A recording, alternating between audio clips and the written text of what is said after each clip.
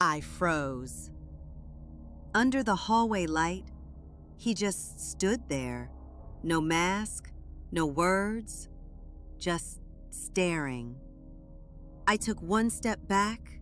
He charged. I turned around and ran as quick as I could towards my bedroom door. I slammed my bedroom door. Boom!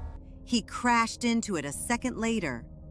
I dove through my bathroom, locked it, and ran through the other side. He kicked the door in and kept coming after me. He was fast, too fast. I tried the front door. Damn! Deadbolt was jammed. I ran to the kitchen, slipped on the rug. He was right behind me. I opened the pantry door, slammed it just in time. Then, silence. I could hear his heavy breathing outside the door. We're not done.